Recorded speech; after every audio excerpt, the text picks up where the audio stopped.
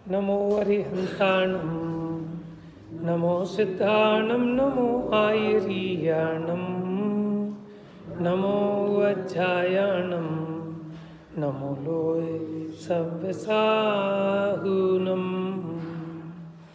एष सुरासुरमणुसिन्ध वन्दितं धोतघायिकं ममलं प्रणमामि वड्डमानं तीर्थं धम्मस्य कर्तारम्।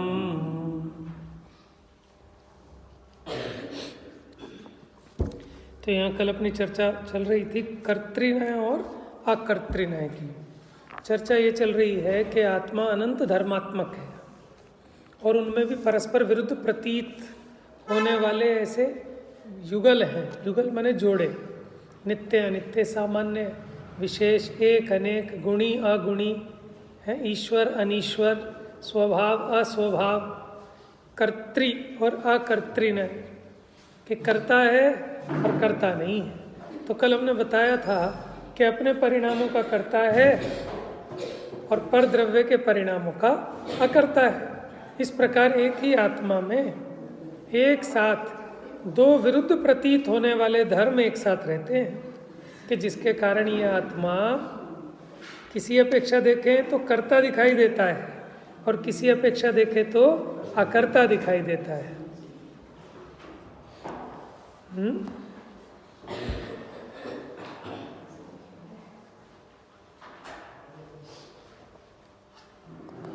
रंगरेज का उदाहरण दिया था।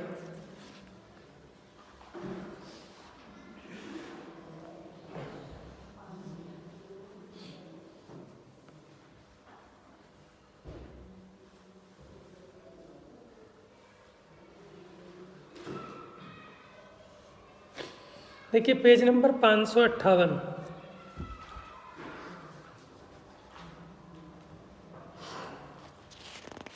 तो ये 38 और 39 नंबर के नए चल रहे थे, कर्तृन्याय और अकर्तृन्याय।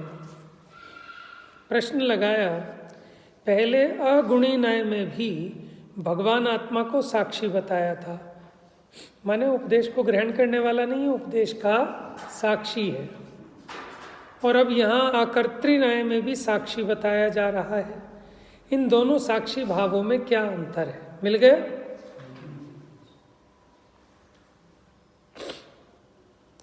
संपूर्ण जगत को साक्षी भाव से देखने जानने के स्वभाव वाला होने से भगवान आत्मा तो संपूर्ण जगत का साक्षी ही है। हम ही यहाँ लगाएं अगर कि वास्तव में देखा जाए तो यह आत्मा तो संपूर्ण जगत का साक्षी ही है। अतः यहाँ प्रकरण अनुसार भिन्न भिन्न अपेक्षाओं से भिन्न भिन्न वस्तुओं का साक्षीपन बताया है। अगुणी न्याय में प्राप्त होने वाले उपदेश का साक्षी भाव बताया। यहाँ अकर्तृन्याय में अपने में उत्पन्न होने वाले रागादि भावों का साक्षी भाव बताया जा रहा है। और आगे चलकर अभोक्तृन्याय में अपने में उत्पन्न होने वाले सुख दुख का साक्षी भाव बताया जाएगा।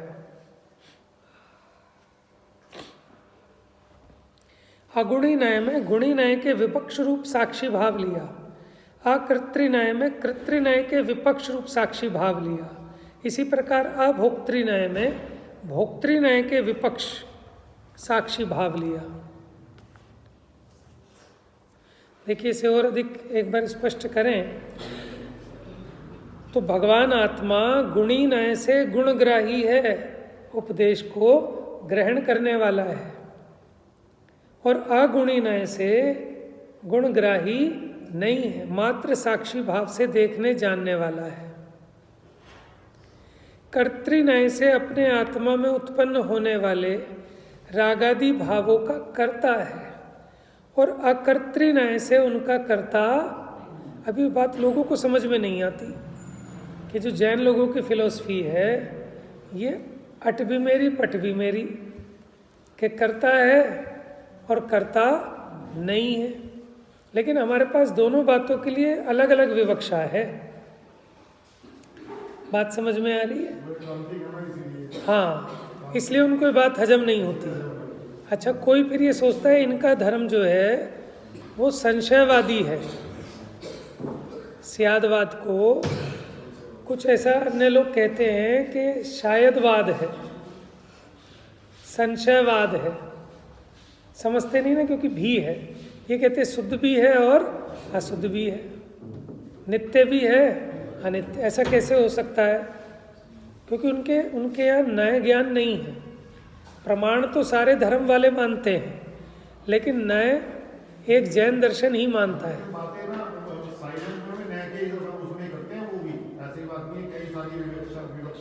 वो तो उसके बिना तो काम ही नहीं चल सकता। हाँ, ये जो कॉन्टेक्स्ट लगाया ना हमने, संदर्भ, इसी का नाम तो अपेक्षा है। एक ही बात की जा रही थी किसी और संदर्भ में, आप समझ बैठे किसी दूसरे संदर्भ में, तो क्या होगा? नाराज हो जाओगे, झगड़ा हो जाएगा ना। उसको कहेंगे भैया यहाँ ये प्रकरण नहीं चल रहा था, प्रकरण ये था, तो उसको समझ में आ जाती है। अच्छा, तो बात एक ही है, लेकिन उसका दृष्टि, उसका जो परिप्रेक्ष्य है वो चेंज हो जाने से पूरा अर्थ ही चेंज हो जाता है। हाँ,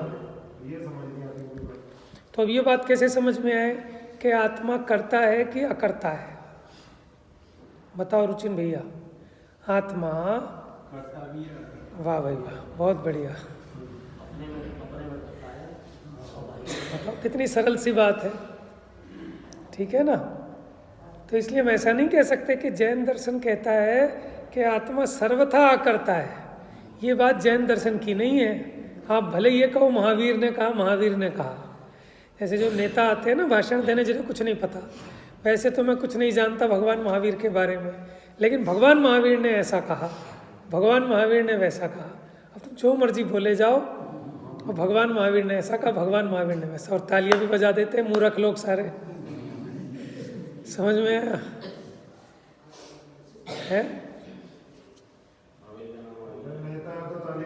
बस नेता है इसलिए, महावीर का नाम आने से नहीं।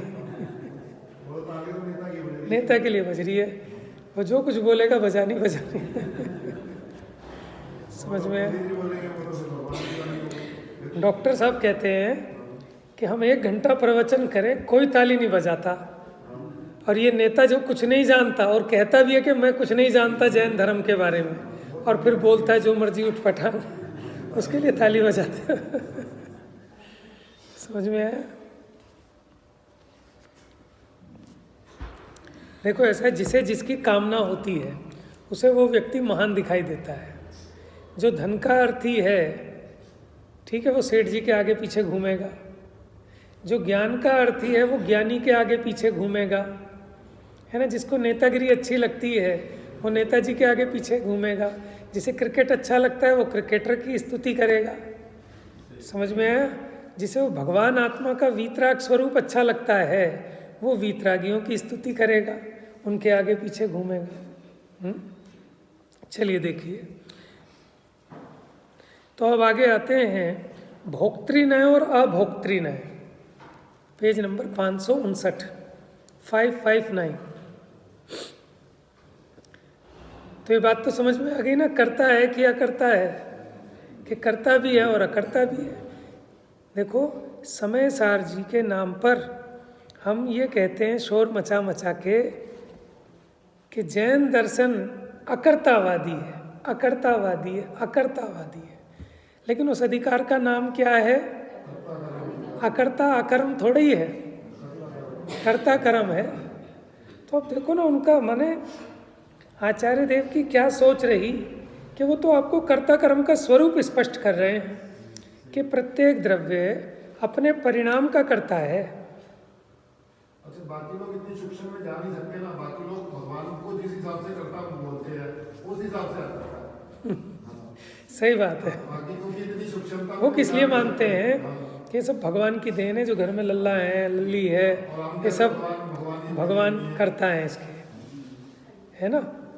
और देखो, ज्ञानी भी ऐसा मानता है, लेकिन वो भली प्रकार उसके ज्ञान में निमित्त उपादान का बराबर ख्याल है, ठीक है। माने जो कुछ इसको अनुकूलता दिखाई देती है वो जानता है सब पुण्य का फल है, ये मेरे किए से नहीं हो रहे। आज मेरे बच्चे मेरी आज्ञा में हैं, इसमें मेरा कुछ कर्तृत्व नहीं है, ये क्या है? सब पुण्य का फल है। और वो पुण्य कैसे उपजा? कि भगवान के चरणों में। समझ में आया ना? ये एक सज्जन का एक स्वभाव होता है कि वो अच्छे कार्य का श्रेय दूसरों को देता है, और खाली श्रेय देता ही नहीं है, उसको समझ में आता है कि भगवान ये तो आपकी भक्ति का बाय प्रोडक्ट है। समझ में आया? बाय प्रोडक्ट है, असली नहीं है। जैसे किसान भूसा उगाता है कि नहीं उगाता, लेकिन मिलता है कि नहीं मिलता है, तो वो उसका बाय प्रोडक्ट है। वो तो फसल उगा रहा है, लेकिन भूसा तो मिले ही मिलेगा, उसके लिए वो नहीं कर रहा।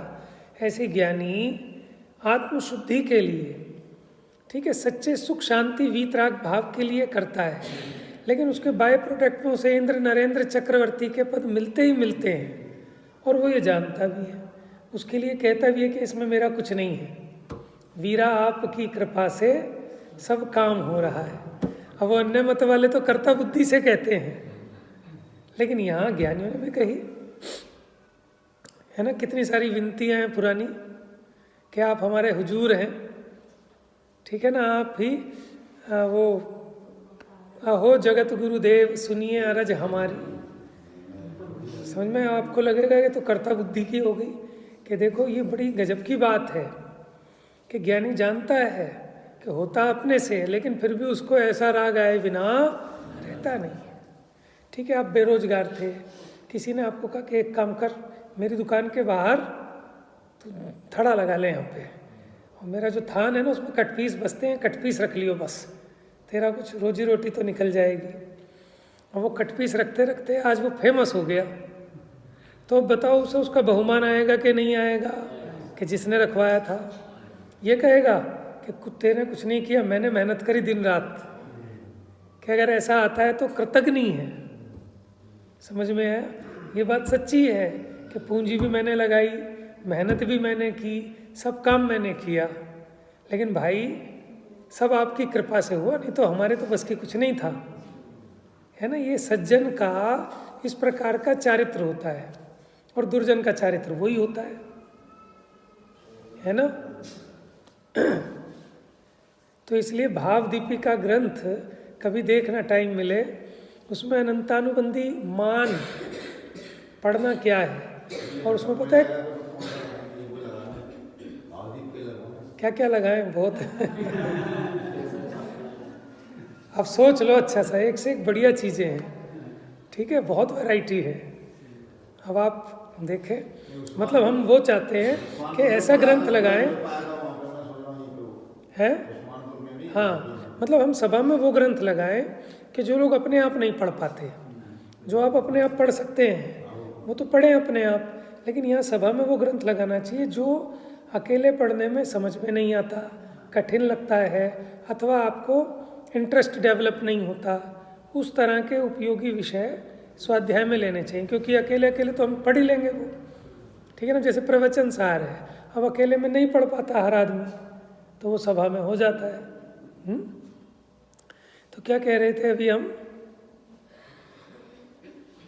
कोई बात कह रहे थे ना आप, क्या? हाँ, तो ऐसा उसको बहुमान आए बिना रहता ही नहीं है, ऐसा सज्जनों का स्वरूप है।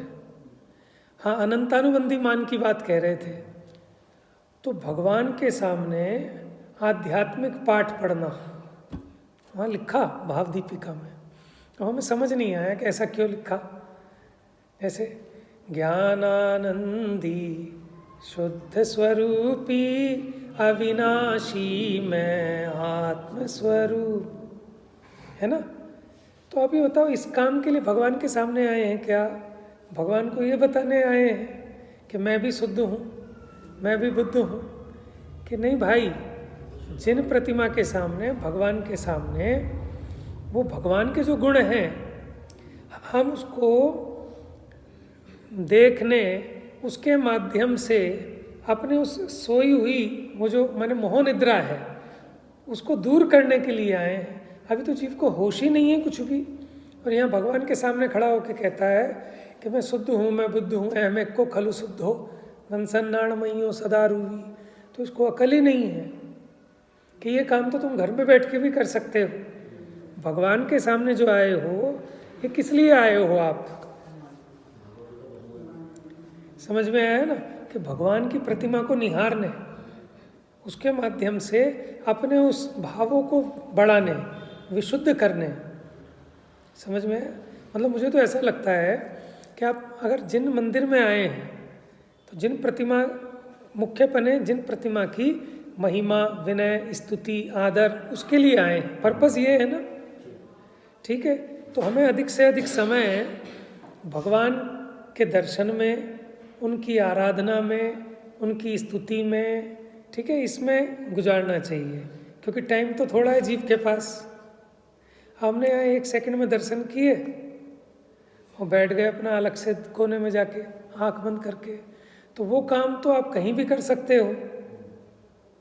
आप यहाँ जिस काम के लिए आए हैं, पर्पस है ना, क्योंकि या तो आपके पास टाइम बहुत हो तब तो ठीक है कि साहब चलो 10-15 मिनट अच्छे से स्तुति करें, दर्शन करें, फिर 15-20 मिनट स्वाध्याय करें, फिर 15-20 मिनट ध्यान करें। लेकिन आपके पास है तो 5 ही मिनट। अब उस 5 मिनट में 1 मिनट भी है ना, जो अरहंतों को जानता है वो अपने आत्मा को जानता है द्रव्य गुण पर्याय से। अभी तो ये जीव की भाव विशुद्धि नहीं हो पाती, आगे तो तब बढ़ेगा ना, अगले स्टेप तो बाद में आएगा।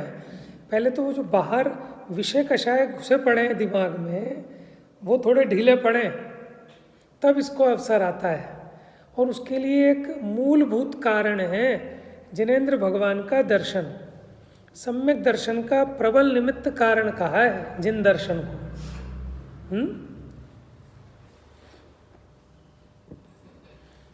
तो इसीलिए पहले हमें लगा कि ऐसा क्यों लिख दिया इन्होंने कि भगवान के सन्मुख आध्यात्मिक पाठ पढ़ना, क्योंकि आध्यात्मिक पाठ में अपने गुणों का बहुमान किया जाता है। समझ में आया? लेकिन भगवान के सामने जब आए हैं तो वह भगवान का गुणगान किया जाएगा। ये विवेक है, कोई इसमें मिथ्या दृष्टि बना नहीं है, ये विवेक है। आप देखो पुराने ज्ञानियों की स्तुति, पुराने ज्ञानियों की पूजाएं वो कैसी होती थी कि बहुमान परक होती थी। समझ में आया ना? यद्यपि भेद ज्ञान उनमें भी खूब भरा है, पुरानी स्तुतियाँ पढ़ें, पुरानी भक्तियाँ पढ़ें, उनमें भी कहीं कहीं तो पूरा कर्णानियों गुण स्थानों की चर्चा आ गई। जयमाला में जो पुरानी पूजाएं हैं ना, वो कौन से भगवान की है, उसमें तो दुख आ गए आपके चारों गति के। ऐसी कोई पूजा है पद्म प्रभु भगवान की, किसकी है, उसमें पूरे समोशरण की रचना बता दी, करणान योग का विषय है। एक पूजा उसमें पूरे 14 गुण स्थान बता दिए। समझ में? ऐसे ऐसे विषय भी लिए पुराने कवियों ने भी। लेकिन अब क्या है कि जब जैसा सामाजिक स्थिति होती है, जैसा काल होता है, जैसी परिस्थिति होती है, उस प्रकार से रचनाएं की जाती हैं। जब देश पे आपत्ति आ रही हो तो सारे कवि कैसी वीर रस की रचनाएं लिखेंगे, भक्ति रस की लिखेंगे। समझ में आया? तो ऐसे ही कि अब काल ऐसा आ गया कि जीव एकांत क्या मानने लगे कि भक्ति से ही मुक्ति हो जाएगी। भेद ज्ञान गायब हो गया, कोरा क्रियाकांड चल पड़ा। तो जरूरत पड़ी विद्वानों को, आचार्यों को, कि जीवों को कुछ समझ पैदा की जाए कि भक्ति करते करते मैं समझ रहा था अब तक प्रभु नहीं है को रहे, भरपूर सुखी कर दोगे तुम, ये सोचे सन्मुख खड़ा रहा, तुम वीतराग हो लीन स्वयं में, कभी न मैंने। ठीक है, अभी इसकी ज़रूरत पड़ गई। पहले तो ये कहते थे कि भैया आप ही हमारा पार लगा सकते हो, सारी तुमने तो तारा है सारा जमाना, वीरा हमको भी तारो। लेकिन जब आचार्यों को समझ में आया कि ये तो बहुत गड़बड़ हो रही है, समझ ही नहीं रहे जी, तो ऐसे समय समय पर, ठीक है, आवश्यकता के हिसाब से उपदेश होता है, लेकिन एकांत किसी चीज़ का नहीं है। अब ये मतलब थोड़ी है कि हम मुमुक्षु हैं तो हमें कोई दिख गया कि कोई इस तरह का पाठ पढ़ रहा है तो हम क्या कहेंगे, मिथ्या दृष्टि, इसको पता ही नहीं कि कह रहा है प्रभु पतित पावन मैं अपावन। अरे मैं पावन हूँ, भगवान की पावनता होगी भगवान के लिए, मेरे लिए कुछ नहीं है, मैं हूँ पावन। ठीक है, हम भी जब नए नए थे हम भी ऐसे ही करते थे तो हमने एक बार एक जगह कह दिया था, तो मुझे खड़ा कर दिया किसी ने कि जरा बोलो बोलो, तो हमने कुछ सुना था कहीं तो हमने बोल दिया, गुरुदेव के प्रवचनों में सुना था क्या बोला था मैंने कि मैं तो सिद्धों का बाप हूं और ऐसे ही हवा में नहीं बोला, फिर मैंने उसको स्पष्ट भी किया, लेकिन ये शोभनीय नहीं है। समझ गए? स्पष्ट कैसे किया कि बाप कहते हैं जनक को, उत्पन्न करने वाले को। ठीक है, सिद्ध है पर्याय, मैं आत्मा हूं, अनादि अनंत त्रिकाल हूं, ये सिद्ध पर्याय मुझ में से ही तो उत्पन्न होगी। माने इसका मतलब ये नहीं कि उन वाले सिद्धों का बाप, कि मेरे में जो सिद्ध दशा होगी, जो सिद्ध पर्याय होगी, मैं उसका बाप तो मैं ही हूं ना। माने मैं आत्मा, आत्मा माने जनक, तो पर्याय का जनक द्रव्य है, मैं आत्म द्रव्य, और वो पर्याय जो उत्पन्न होगी मैं उसका जनक। ठीक है, तो कई लोग उखड़ गए सुन के, तो मुझे समझ में नहीं है कि क्यों उखड़ गए, कि मैंने तो स्पष्ट भी की अपेक्षा, लेकिन फिर धीरे धीरे धीरे धीरे जब और थोड़ा समझ में आई, मैच्योरिटी बढ़ती है ना धीरे धीरे, तब समझ में आई कि ये बातें शोभनीय नहीं है। समझ में आया? तो इसलिए विवेक होना चाहिए कि कब कहाँ कैसा क्या कहना क्या नहीं कहना। वो बात सच्ची है, अंदर में रहती है, लेकिन बाहर में बहुमान ऐसे ही होता है कि भगवान आपके बिना, क्योंकि हमें समझ में आता है कि भगवान के समीप आते हैं तो हमारी परिणति में ख्याल में आता है कि मैं आत्मा हूँ, और भगवान से दूर जाते ही सब भूल जाते हैं, तो भगवान की महिमा नहीं आएगी क्या? है ना?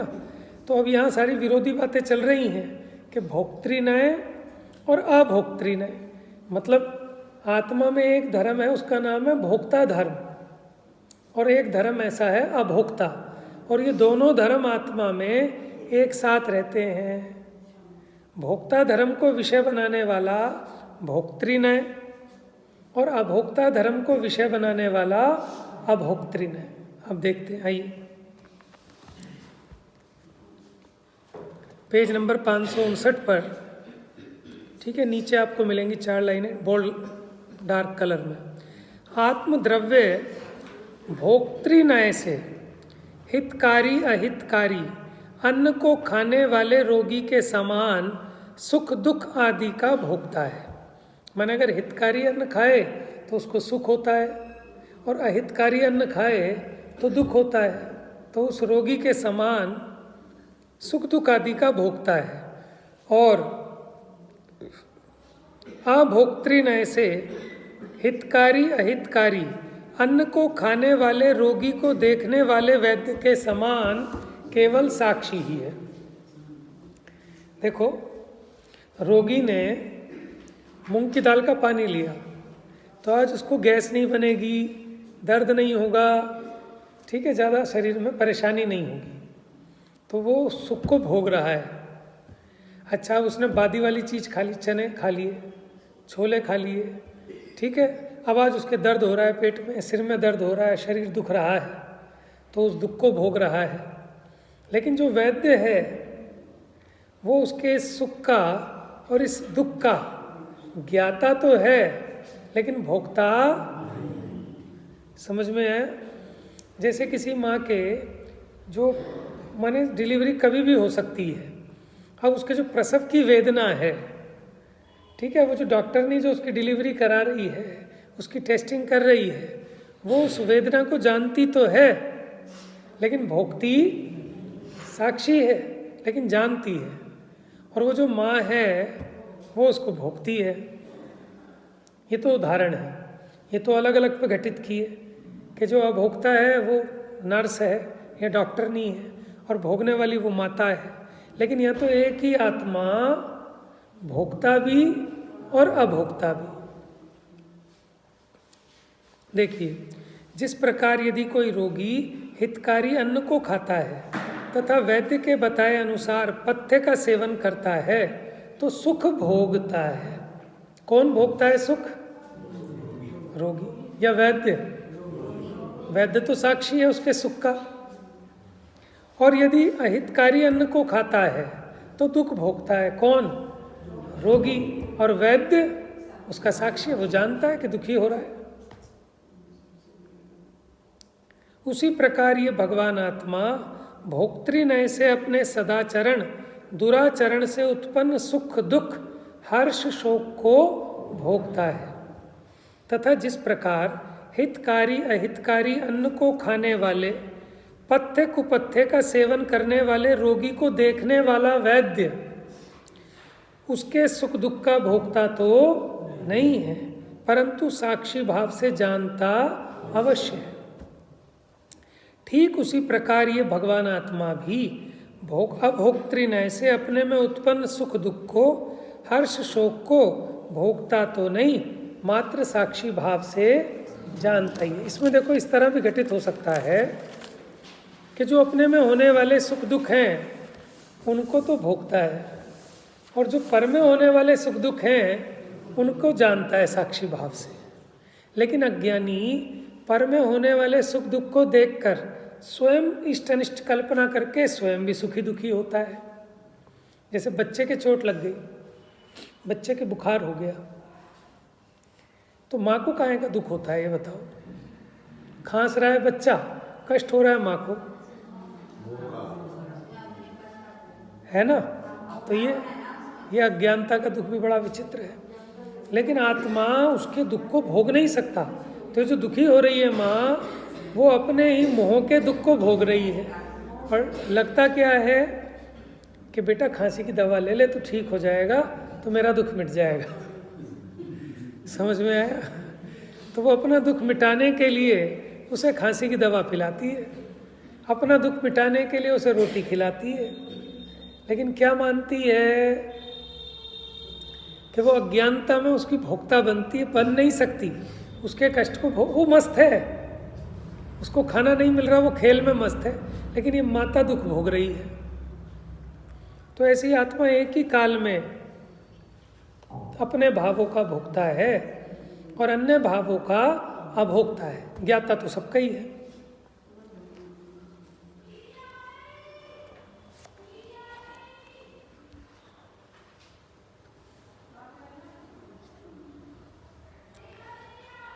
आइए नीचे क्रियानय और ज्ञाननय की चर्चा करते हैं। क्रियानय, क्रिया समझते हैं आप? माने एक अवस्था से दूसरी अवस्था रूप जो परिणमन है उसको कहते हैं क्रिया, चेंज जो होता है। और ज्ञान माने जानना अथवा करना और जानना, कर्तापना ज्ञातापना, जैसे विरोधी लगते हैं ना।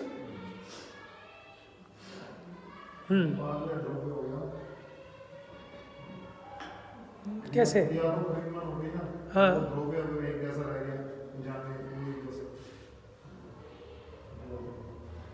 नहीं, आप जो कोशिश कर रहे हो कह सकते हो आप, क्योंकि हम तो द्रव्य को भी क्रिया का ही पार्ट मानते हैं, समझना। हाँ, वो तो पूरी संपूर्ण क्रिया आ रही है।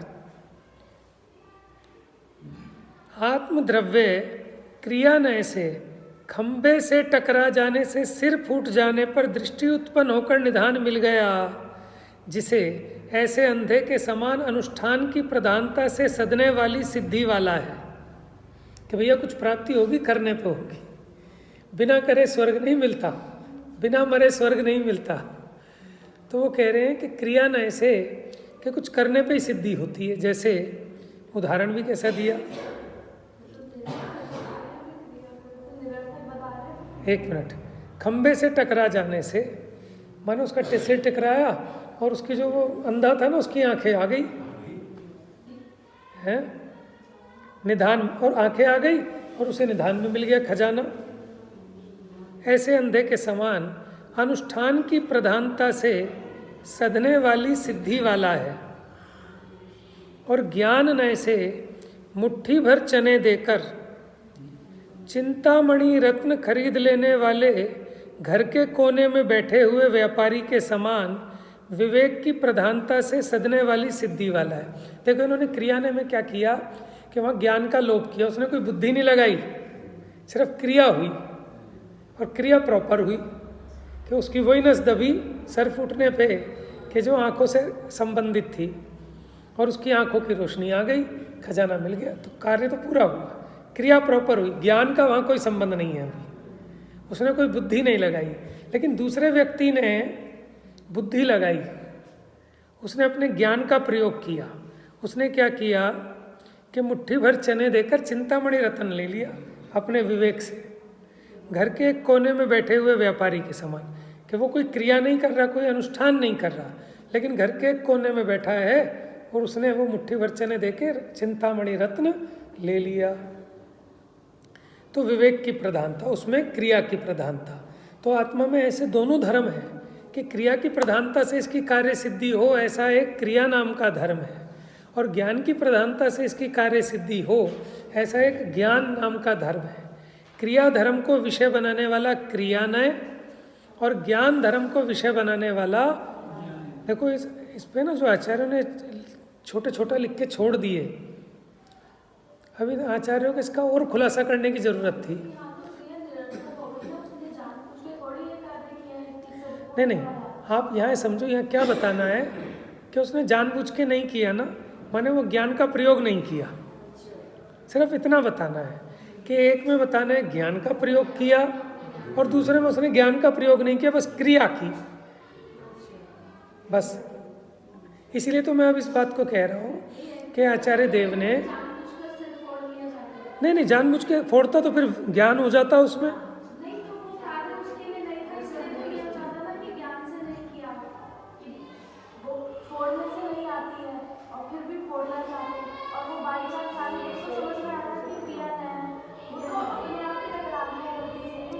यहाँ तो सिर्फ ये बताना है कि उस प्रकार की क्रिया हुई ना, यहाँ बुद्धि को लगाना ही नहीं है, ये ज्ञान की बात नहीं है, वो ज्ञान न में आएगी।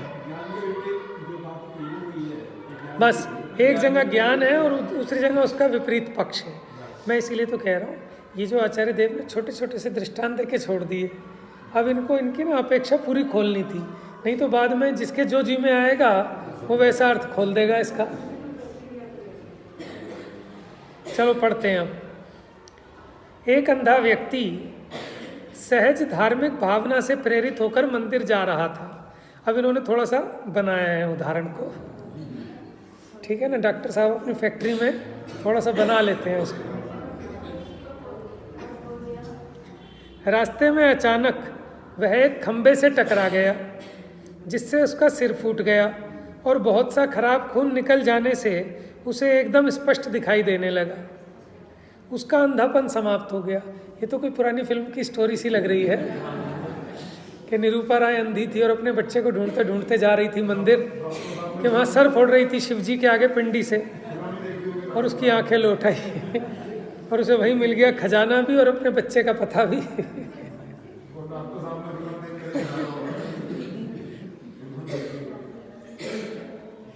नहीं, ऐसा भी हो सकता है फिल्म बनाने वाले ने डॉक्टर साहब की कॉपी मार ली प्रवचन की,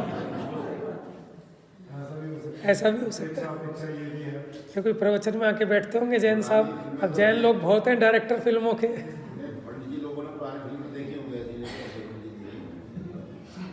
तो फिल्में बनाने वाले भी तो पंडित ही होते हैं कि सब अपने अपने क्षेत्र के पंडित हैं, विद्वान हैं। तो उसका खराब खून निकल गया, उसे एकदम स्पष्ट दिखाई देने लगा, उसका अंधापन समाप्त हो गया। खंबे से टकराने से उसका सिर तो फूटा ही, साथ ही वो खंबा भी टूट गया और उस खंबे में से खजाना भी मिल गया। इन्होंने स्पष्ट कर दिया, समझ में?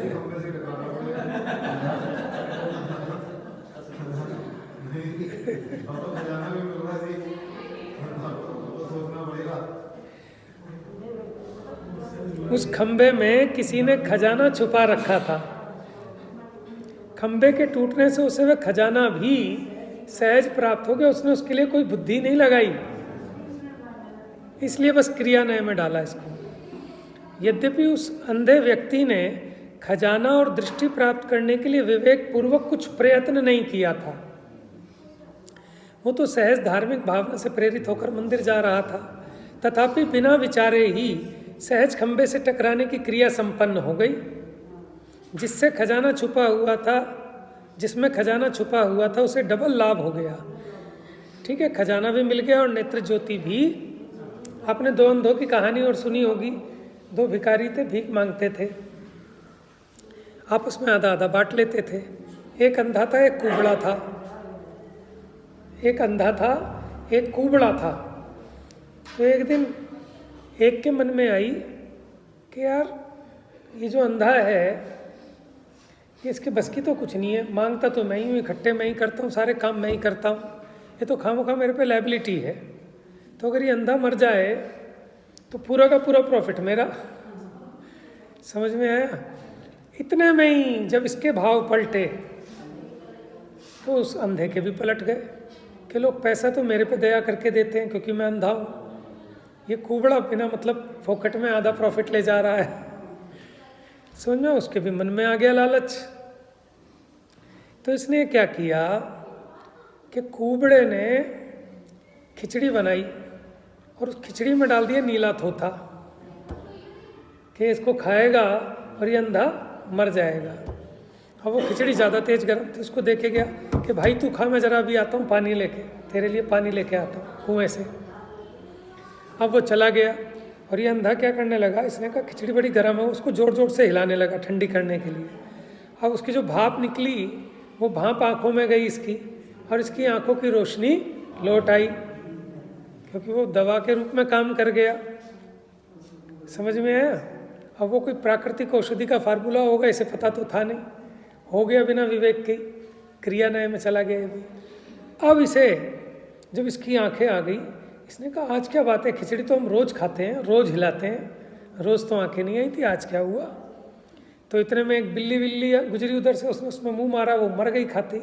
अब इसको समझ में आ गई कहानी सारी कि इसने इसमें जहर मिलाया था। अब ये गुस्से में गया और वो कुबड़ा जो कुएं से पानी ले रहा था जाके जोर से उसे लात मारी कि कुएं में गिरे, और उसका खूब निकल गया सही, वो भी सही हो गया।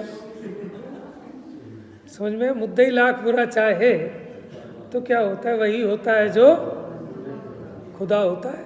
खुदा माने क्या होता है कि खुद ही वस्तु को जो स्वयं खुद कबूल होता है, वस्तु के परिणमन में जो होना होता है वही होता है, क्योंकि वस्तु की मालिक।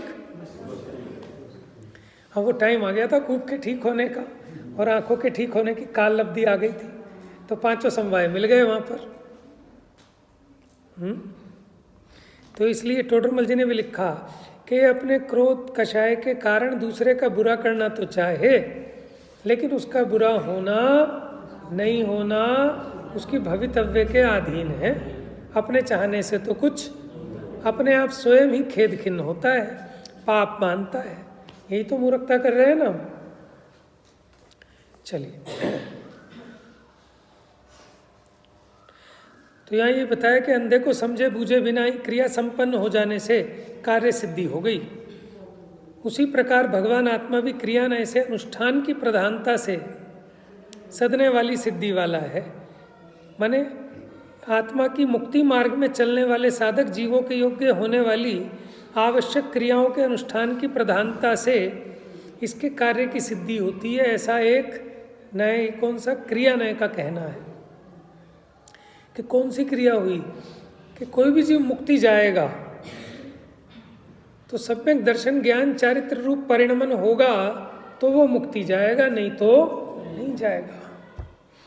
निगोद से कोई जीव निकला, ठीक है, कोई सोच समझ के निकला कि ऑटोमेटिक अपने आप निकल गया।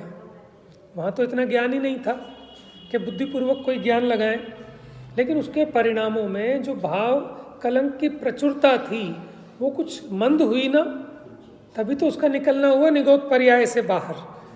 लेकिन बुद्धिपूर्वक तो नहीं हुई, लेकिन वो क्रिया सहज संपन्न हुई, जिसके कारण कषाय की मंदता हुई और निगोद से उसका निकसना हुआ। तो माने जब भी कोई कार्य होता है वहाँ उसके अनुकूल क्रिया तो होती ही है, उस प्रकार की पर्यायों का परिणमन होता ही होता है। तो ये क्रिया न्याय का कहना है। अब मुट्ठी भर चनों में चिंतामणि खरीद लेने वाले व्यापारी का उदाहरण देकर ज्ञान न्याय का स्वरूप कहते हैं। एक लक्कड़हारे को जंगल में पड़ा हुआ एक चिंतामणि रत्न प्राप्त हो गया। लक्कड़हारा उसकी कीमत तो जानता नहीं था, उसे तो वो चमकीला पत्थर लगता था। अब उसको लेकर वो घर के कोने में बैठे व्यापारी के घर पहुंचा और व्यापारी से बोला कि चमकीला पत्थर खरीदोगे सेठ जी? तो सेठ जी तो मंत्रों उसके रत्नों के पारखी थे, तो मंत्रमुग्ध हो गए, वो कुछ बोल ना सके, एक टक चुप हो गए तो लक्कड़हारे ने बोला, क्यों, क्या बात है, खरीदना नहीं है क्या? सेठ जी कहने लगे, खरीदना क्यों नहीं है, जरूर खरीदेंगे, बताओ क्या लोगे? तो वो लड़का कहता है कि 2 मुट्ठी चनों से कम तो किसी हालत में नहीं लूँगा, इतना चमकीला पत्थर है। अकड़ता हुआ लक्कड़हारा बोला तो अचंभित होते हुए सेठ जी के मुंह से निकला, बस 2 मुट्ठी चने। उसने कहा, हाँ 2 मुट्ठी चने। सेठ जी ने अपने को संभाला और कहने लगे, 2 मुट्ठी चने तो बहुत होते हैं, 1 मुट्ठी चने में नहीं दोगे? क्योंकि अगर वो ये कहते कि अरे चले जा, तो उसको शक हो जाता कि नहीं, जरूर कोई कीमती चीज़ है। तो सेठ जी ने थोड़ा सा अपने को संभाला और विवेक का प्रयोग किया ना, कह रहे नहीं भाई, 2 मुट्ठी तो बहुत ज़्यादा है, 1 मुट्ठी लोगे? यद्यपि सेठ जी 2 मुट्ठी क्या 2 लाख स्वर्ण मुद्राएं भी दे सकते थे, फिर भी उन्हें भय था कि एकदम हाँ करने पर काम बिगड़ सकता है। आप देखो ना, दुकानदारी की होगी आप लोगों ने, सामने आपने 100 रुपये बताया, उन्होंने कहा 50 रुपये में दोगे क्या? और आप देना तो चाहते हो क्योंकि 20 रुपये का माल है। अगर आपको लगता है आप एकदम हाँ कह दी तो वो लेगा नहीं, फिर कहेगा तो लूट रहा है। पहले सेठ लोग ने क्या ऐसे बेईमानी से पैसा कमाया? पहले क्या, आज भी यही हालत है। ये तो सोच रहा है ना बेईमानी से, लेकिन इसकी ईमानदारी और बेईमानी से पैसा नहीं आता, पैसा तो पुण्य के उदय से आता है। पूरे बाजार में हो तो सारा पूरा धंधा ही रहा है, और हो क्या रहा है? पहले वो ऐसा होता था? क्यों नहीं होता था? ऐसा है, पहले तो 7वें नरक भी जाते थे, आजकल तो 7वें नरक भी नहीं जाते। तो सब क्षेत्रों में सब तरह के लोग होते हैं, ऐसा नहीं है। पहले के सालों में महापुरुषों ने क्या क्या काम नहीं किए, सारे काम किए। आज से ज़्यादा बड़े बड़े पुराण भरे पड़े हैं। और आज तो साक्षात देख ही रहे हो कि आप पैसे के पीछे क्या हालत है उन लोगों को। तो ये तो आदमी सोचता है बेईमानी करके पैसा आया है, आता तो सबको अपने भाग्य प्रमाण है।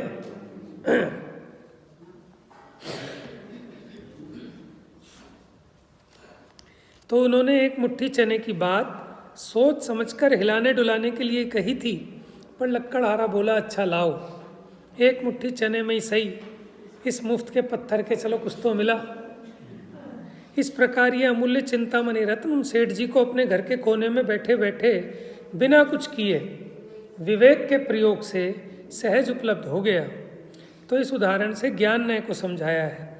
उसी प्रकार ज्ञान नय से भगवान आत्मा विवेक की प्रधानता से सदने वाला सिद्धि वाला है। तो यानी आत्मा की मुक्ति विवेक की प्रधानता पर आधारित है, और पहले वाला नय कहता है कि आत्मा की मुक्ति क्रिया की प्रधानता पर आधारित है।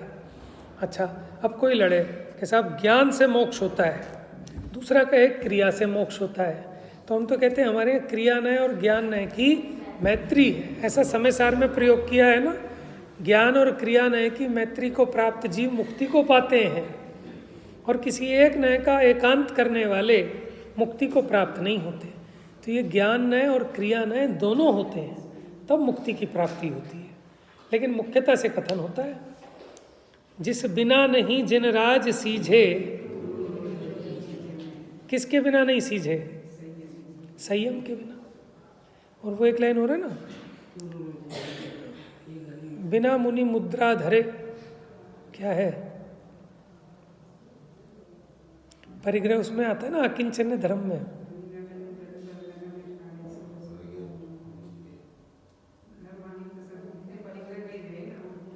ठीक है, तो अब टाइम पे याद नहीं आते ना आगे पीछे के, है ना।